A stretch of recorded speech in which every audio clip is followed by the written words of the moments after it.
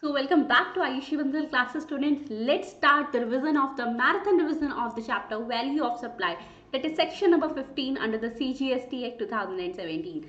So hey my dear students, I hope you have watched all the previous sessions of marathon revision also. If you have not watched it yet, we have covered till yet the supply under GST, that is the section number 7 and section number 8. Then we have covered the section number 9 and 10 also in the part number 2. This is the part number 3 of the video. Okay, so you can watch it later. The link is in the description below. Now let's start the marathon revision of the section number 15. So here students, I have divided this chapter into the 4 parts. The very first part is if the supply is made to any kind of unrelated person, it means there shall be no influence on each other. So it will be a fair price. Okay, so that is a supply made to unrelated person, plus the cumulative condition here shall be that the price is the sole consideration here. Okay, so the very first part is where supply is made to unrelated person plus price is the sole consideration. Okay, second part in which we will cover it, that is if the supply is made to related person, then if supply where the price is not the sole consideration, something other is also given instead of price. And the third is where the supply is a notified supply under section 15 subsection 5. I have going to start this chapter with the supply made to unrelated person where price is the sole consideration. In this part students, whatever shall be the transaction value, it will be considered as value of supply. The reason being, first of all, it is made to unrelated person, so less chances of any kind of scam, and the second is the price is the sole consideration, so there are the minimal chances that any fraud is going to be happening. Okay, in the transaction value, so first of all, as per section 15 subsection 1, value of supply is equals to transaction value. Now students, in transaction value we have to include some points and we have to exclude some points. Now in the transaction value we have to include the points which are given in the section number 15 subsection number 2.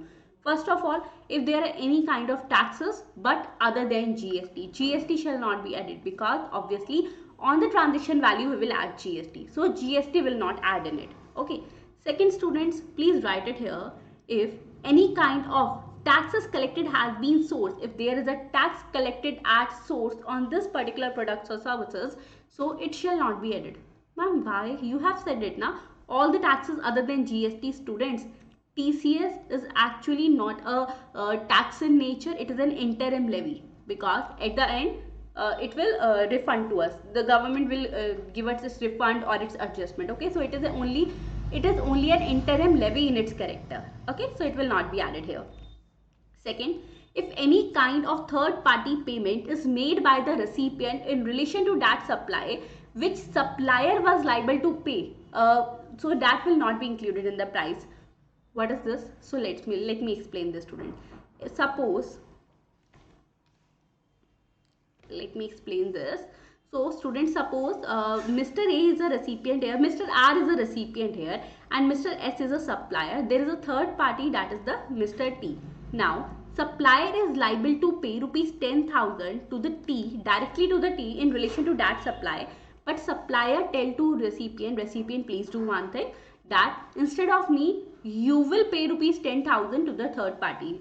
Now what is happening here? So student, this means that the supplier has indirectly collected an extra part of consideration from the recipient, because that was a liability of supplier to pay to the third party, not of the recipient. Now, so in this case, this price which the recipient has given to the third party, it will be added in, and if it were not be included in the price, so it will be added now in the transaction value. Okay, so suppose if rupees 10,000 is given by the recipient to the third party supplier, and the transaction value before this price was 1 lakh, so now the transaction value, now the value of supply shall be the 1,10,000 rupees. Okay, so I hope you got it. Great. Next students, if there is any kind of incidental expenses like the packing charges, transportation charges, or any kind of charges, okay, so that will also be includable in the value of supply. Fourth, the student, if any kind of subsidy which is directly linked to price of supply, but please note that if that subsidy is given by any other person, so it will be included in the price in the value of supply. But if it is given by the central government or state government, so it will not be included in the value of supply. Let me explain it with the help of an example. So students, let's now I'm going to explain it with an example. I am saying that suppose there are two persons. For example, there is a stationery shop and the central government or state government said to them that if you have a register of rupees 50 and if any student comes to you to purchase that register, suppose from any particular school, so we are giving you the subsidy of rupees 30. It means now you are required to provide them this register to rupees 20 only. So in that case, what shall be the value of supply? Because the subsidy is given directly by the central government or state government to the supplier, so the value of supply is equals to rupees 20. But instead of it, if instead of the central government or the state government, any other person, for example, suppose SIL company provide the subsidy of rupees 30 to the shopkeeper, so in that case value of supply shall be rupees 20 plus the amount of the subsidy rupees, that is rupees 30, it means rupees 50. So this is the section number 15, subsection number 2 about the point of subsidy. Next is students, if any kind of interest, late fee or penalty is paid, but that penalty, interest or late fee is paid only and only for the purpose for delay in payment of consideration. It means recipient has made some delayed in payment of consideration. That's why supplier has charged this interest, late fee and subsidy, or interest, late fee and penalty to recipient. So in that case, that shall also be included in the value of supply. Okay. So here's the section number 15, subsection number 2. Now we are going to start the section number 15, subsection number 3. This is subsection number 3. There is a printing error. Please correct it. And those who want to download these notes are already available on the app. You can find it out on the app Ayushi Bantar classes, and you can download this app. You can install this app from the Play Store. Okay. Now let's start it. So first of all, students, there are, if any kind of discount is given now, so discount shall be excluded, but there are so many categories of discounts here now. So I am categorizing it into two parts. First is, if discount is given before or at the time of supply and it is recorded in the supply. If this has been done, that the discount is given before or at the time of supply, it means the customer knows that they are receiving the discount and it is already recorded in the invoice. So that discount amount shall be excluded from the transaction value. It means on that discount amount there shall be no GST leviable. But in contrast to this, if this is a discount which is the post supply discount. Now students, in post supply discount, I am categorizing the post supply discount also into two parts. The first is, students, the post supply discount. It means the discount after given the supply, discount which is given after the supply. So if that is known in advance and that is linked with invoices, it means when the supplier is supplying to the recipient, supplier and recipient both know about the discount, that it will be given after the supply and it is linked with invoices. So in that case it will be excluded. But I will explain you, I will revise it with the help of an example also. So let's just wait. And yes, please like this video, comment on this video and subscribe my channel if you are liking this videos, and yes, share it with your friends also. Okay. So students, so many revision videos, so many practice questions are coming on my channel, so just stay tuned, subscribe channel. Okay. Now, if it is a post supply discount but it is not known at the time of supply, it means it is not linked with the invoices, so that shall not be excluded. That shall be included in the value of supply. Okay, now let's revise it with the help of an example. So now students, in the case of post supply discount, the very first discount is, that is, it is a post supply discount but it is known in advance. It is known in advance. So it is, for example, students, the supplier tells to recipient that if you achieve the target of 20,000 unit sale on the Diwali month, so I will provide you extra discount of 10%. That is, it is known in the advance that this supply shall be given to the recipient. So that will be excluded from the value of supply. But if it is not known at that time, now the supplier thinks about, okay, so there is one more competitive supplier, there is my competition in the market, they are giving more discount to the recipient, so let me also give the discount to the recipient. They call the recipient, it means manufacturer call the wholesaler, I am giving you an additional discount of rupees 10,000 on the purchase of 1 lakh that you have already purchased. It means that is not known in advance. So student, in that case, that will not be excluded, that will be included. It means on complete 1 lakh, GST shall be levied. Okay. So this is the case of the section number 15, subsection 1, subsection 2 and subsection 3, which we have covered yet. Now student, the next point is, if the supply is made to the related persons, if the supply is given where the price is not the sole consideration, and if the supply is a notified supply. So in all these cases, value to be determined under the chapter 4 rules, that is the determination of value of supply of CGST rules. Okay, so now let's start it. And one more important thing, students, CA intermediate students, just don't panic. In your syllabus, till this section only we have covered in the syllabus. It means the ICI has given only these sections in the CA intermediate level, that is section number 15, subsection 1, subsection 2 and subsection 3. Now I am revising other sections for the rest of the students, and yes, if you want to gain the knowledge, you can also watch it. But in your intermediate, CA intermediate syllabus, only these 3 subsections have been covered. Okay, so and yes, you are going to cover it in your final syllabus also. So now all of the students, let's revise now. So student, first of all, if it is made to, if the supply is made to related person, and second thing, supply is not the price is not the sole consideration. Third, supply is a notified supply. So in all these cases now, there is a chance of influence, there is a chance of fraud or scam in the prices. So they said that value to be determined as per the valuation rules. Now we are going to start the revision of the valuation rules. The very first valuation rule is rule number 27. Now the important thing, ma'am, is it necessary to remember to learn the rule number? Yes students, because in examination they can write directly the rule number also. So yes, it is very important. So in the rule number 27, it will be applicable in the case if the consideration is not wholly in money. It means there is not the complete monetary consideration. There is some monetary plus some non-monetary consideration. So in that case students, first of all, for the monetary consideration, there shall be no problem, that will be considered. But for the non-monetary consideration, what will happen? Let's do it. So students, value shall be either of the following in the given order. In the given order, we will calculate the value. First of all, we will watch the open market value. If the open market value is given, so we will consider that open market value of the non-monetary consideration. Second student, we will consider the total of consideration in money, that is a monetary consideration, plus amount equal to the consideration which is not in money.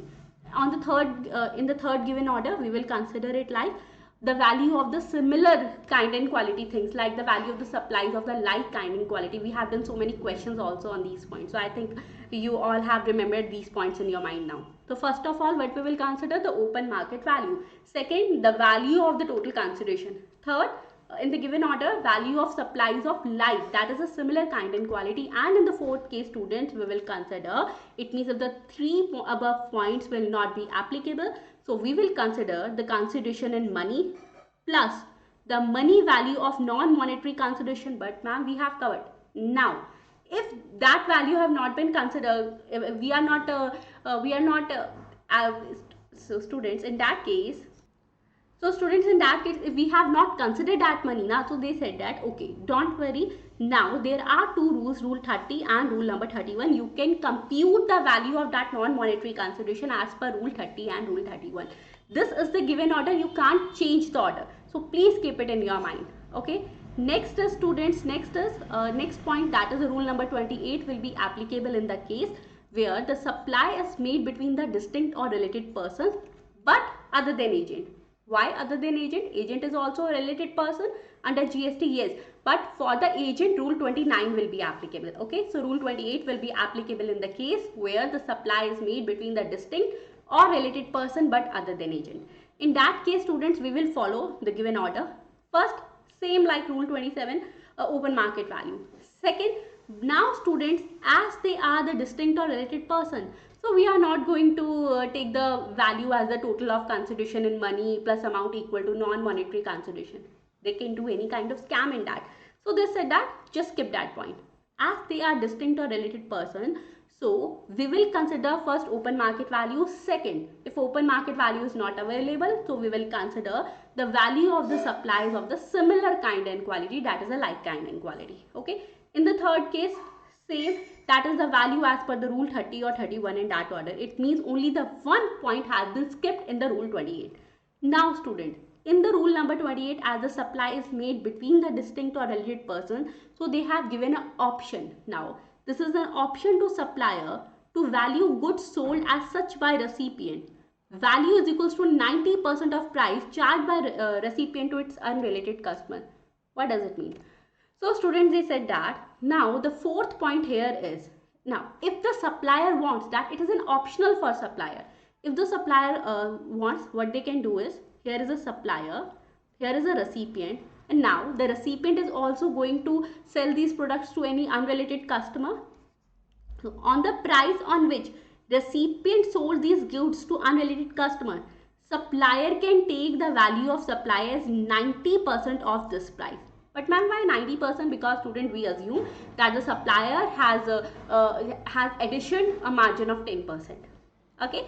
So what supplier can do if they want, so they can take the 90% of the value which the recipient has charged to its unrelated customers. Okay. And yes student, if in the case recipient is eligible for ITC, so it is clear cut simple that the invoice value is equals to open market value, which will be the taxable value. But when this case will happen, if the recipient is eligible for ITC, okay, if the recipient is eligible for the input tax credit.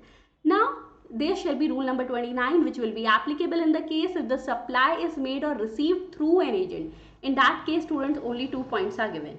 First, take the open market value or the 90% of the price which is charged by the recipient to his unrelated customer. Yes, here students, here they said that first of all take the open market value, or the option given, take the 90% of the price which is charged by the recipient to its unrelated customers for the supplies of like, kind and quality. Now in the next point student, what they are going to charge is that the value as per rule 30 or rule 31 in that order. Now there is an important point, ma'am. The thing is, just wait, what shall be what price which goods or services have been sold by the recipient to the unrelated customer, because value of supply shall be taken in advance before giving the product to the recipient. Now so students, that product is of the like kind and quality, that is of the similar kind and quality. Okay, yes, it will be given in the examination also. Next is rule number 30. Now let's start about the rule number 30. Rule 30 said value based on cost. It's very easy. They said that value of supply is equals to 110% of cost of production, acquisition or provision of goods or services. It's as easy. Yes. Rule 31 said that if any other method is not going to be applicable, so there is only one method, that is the residual method, best judgment method. So student, as per the best judgment method, value shall be determined using some reasonable means which are consistent with the principles, general provisions of the valuation, that is section 15, and on that cases, on the basis of best judgment, value shall be considered. But always remember, before adopting the rule number 27, 28, we said that it will be coming in the given order. But for services, rule 31 can be adopted before rule 30. But for goods, rule 30 always become in advance. We have to adopt first of all rule 30, then rule 31. Okay, it means for goods, given order shall be coming, but given order shall be applied. But for the services, rule 31 can be adopted before rule 30. So it depends upon the supplier. Okay. So I hope you understand it. Now we are going to start the rule number 31A. It means students, now we are going to start the notified supply or services. It is applicable in the case if there is a supply of lottery and students, there is a chance to win in the betting, gambling, horse racing in the race club. So let's start it.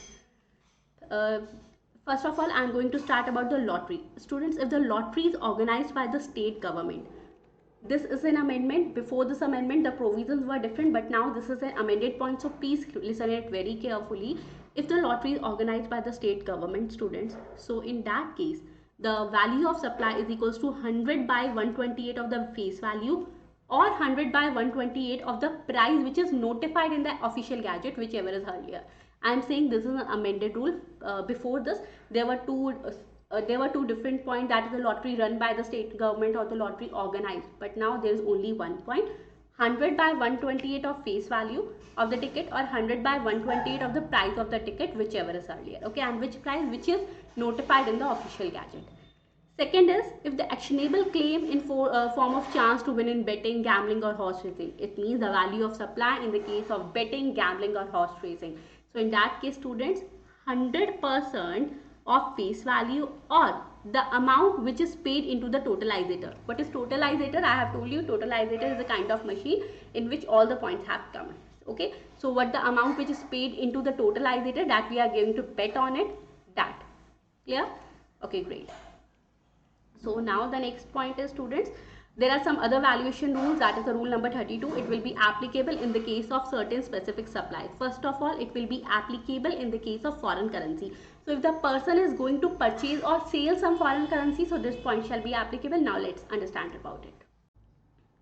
So now we are going to start our next rule, that is rule number 32. Now the rule number 32 is basically applied on those suppliers who are engaged in the purchase or sale of foreign currency. It means on those supplier or recipients, in the case of the businessman who is engaged in the purchase sale of foreign currency. Now students, in the case of purchase or sale of foreign currency, the first method which have been given to them is that what can they do is the value of supply shall be the buying or selling rate. It means if they are purchasing, so the buying rate; if they are selling the foreign currency, so the selling rate.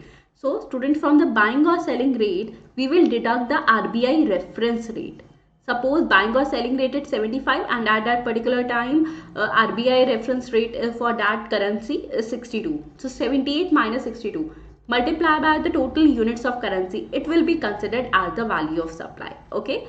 But now the next problem is, ma'am, if the RBI reference rate is not given, so what should we do? So students, in that case, what should we do? What I have told you guys, that value of supply is equals to 1% of the Indian rupee received or provided. It means in the exchange of foreign currency, if they have received the Indian rupees or if they have provided the Indian rupees, so that INR, 1% of INR shall be the value of supply. But now, if it happens that none of the currencies are in the case of INR, that none of the currencies exchanged are not in INR. Suppose the US dollar has been exchanged for the UK pound. So what should we do? So in that case, student, lesser of the two amounts that would have been received by converting any of the currencies into INR at the RBI reference rate. It means what will happen here? Suppose students, US dollar is equals to rupees, 1 US dollar is equals to rupees 82, and 1 UK pound is equals to rupees 78. It's just the example, okay, not the actual currency money. So in that case, what we will do is, now let's assume that they have converted the US dollar for, let's suppose that they have converted the 70 US dollars. So what will happen here? We have to convert this 70 US dollar in the paper, it means in the format, in the formula, into INR. It means 70 multiplied by 82. Do same for the UK pound, that is 78 multiplied by 80, 78 multiplied by 70. So in that case, students, the lesser of the two amounts shall be considered as value of supply. Okay, so what shall be the lesser of the two amounts? That is the 70 multiplied by this case. Okay, we will calculate it. I am not calculating it here so that we can complete this chapter as soon as possible. So calculate it. The lesser of the two amounts in the RBI, in the INR at the RBI reference rate. What rate we will consider here? It means what rate we will consider for the 1 US dollar is equals to how many INR. So that is the RBI reference rate. Okay. Now this is the first method. In the case of second method, so it means in the case of first method, what we have done, I have summarizing it right now. So students, in the case of first method, first of all, if RBI reference rate is given and it is in INR, so what they have do? What they have do is the buying or selling rate, buying or selling rate at the rate of minus let's deduct the RBI reference rate multiplied by units of currencies. Okay. In the second case, if the RBI reference rate is not given, so 1% of INR received. But if the INR is not there, so lesser of the two amounts provided. Okay. Now let's talk about the second method. In the case of second method, it is something like the income tax because there is a slab rate. Yes. So in the second method, students, up to rupees 1 lakh, it will be 1% or rupees 250, whichever is higher. Now it is saying that up to rupees 1 lakh, it is 1% of the amount, or the 250, whichever is higher. Now let's assume that it is 7 lakh. It is 7 lakh rupees. So what will happen here? Up to 1 lakh, 1% or 250. From 1 lakh, 1 to 10 lakh. So how many currencies now it will happen? So students, here up to 1 lakh, please listen carefully about this example. It is very important. Up to 1 lakh rupees, 1% or 250. Now how many 1%? That is 1% of 1 lakh is equals to 1000 rupees. But now from 1 lakh 1 to 7 lakh, that is a 6 lakh rupees. 1 lakh 1 to 7 lakh, 6 lakh rupees. So for this 1000 rupees, this one plus, because that is for up to 1 lakh rupees. Okay, so that is for up to 1 lakh rupees. In excess of 1 lakh rupees, up to 7 lakh, up to 10 lakh, it shall be 0.5%.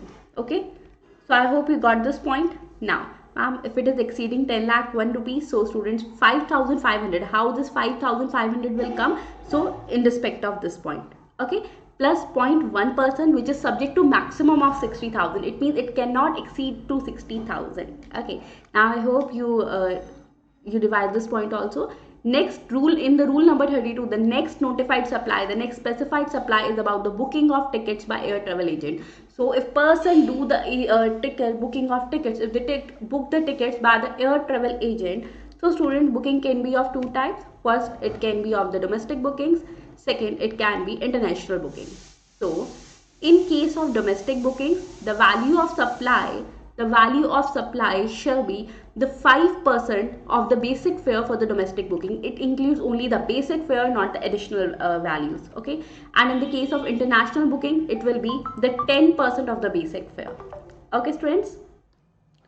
Now student, the next case which will be covered in rule number 32 is about the life insurance business. Now student, first of all, you are required to understand that in the case of life insurance business, persons pay two kind of premium. The first one is that they pay the premium in the form that some part of the premium will invest also. It means they will get the dividend, they will get the interest on that invested amount.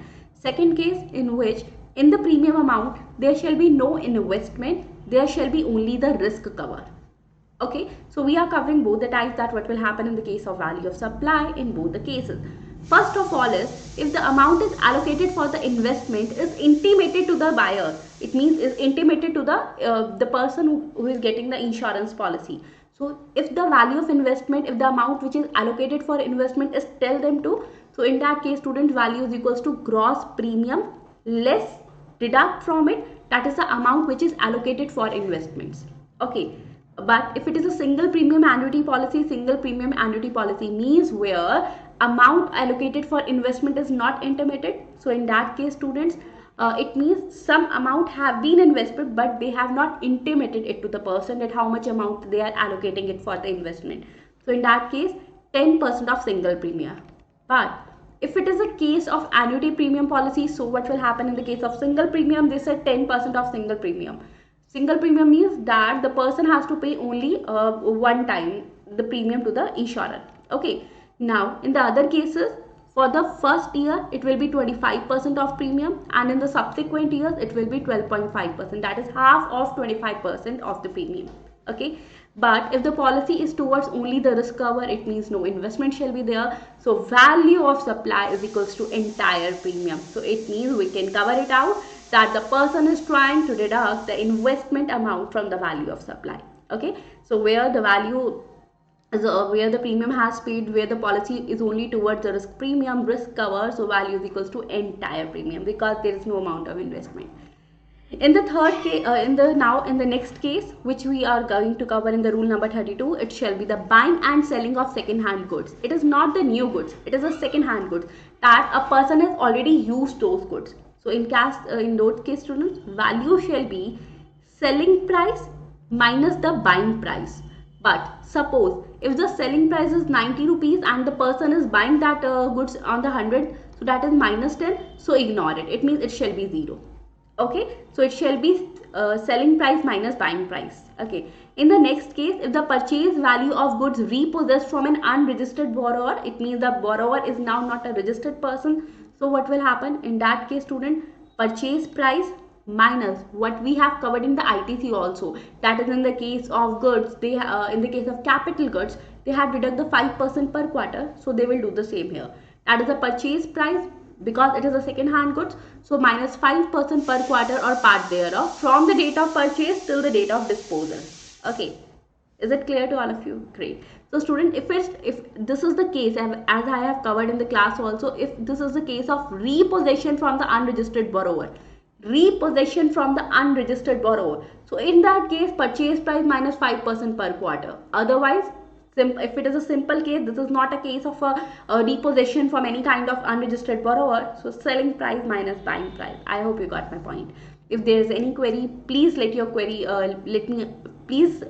ask your query in the comment section. Second, students, if you are liking this video, so please share it with your friends also. Okay. Next is coupon or voucher, and yes, do not forget to like my video, share it with your friends, comment on it, and yes, please subscribe my channel. Okay. Now, if it is a case of coupon or voucher, so the next part we are going to cover in the rule number 32 is equals to value is equals to value of supply in the case of coupon or voucher is equals to that's redeemable value. It means the money value of supplies which is redeemable against, it means which way the maturity amount, that the redemption amount shall be the value of supply here. It means if you have got a coupon and you go there and you said that this coupon will be redeemed for rupees 1000, so the value of supply is equals to 1000 rupees. Okay, that is a redeemable value. Next is if there is any kind of notified services between the distinct person. It means if any kind of notified service is between the distinct person but without consideration. So students, if that will be a simple service, so simple rules shall be applicable, section shall be applicable. But if it is a case of notified service, so value shall be taken as nil if the ITC is available. If ITC is not available, so in that case we have to figure it out. Okay. Now the next is rule number 33, that is supply as a pure agent. Now the person is supplying as a pure agent. Principal is not supplying to agent. That is, a person is supplying as a pure agent. Pure agent means students, for example, you said to me that ma'am, please can you send out these books to us? Okay, I will. I have said you, okay, these books are for 500 rupees. You can give me and I will send you. So in that case, students, I have not make any kind of profit. So this means that I have worked as a pure agent, okay, in which while receiving or supplying the goods, I am not making any kind of profit. I will take my commission, but that is side apart, okay.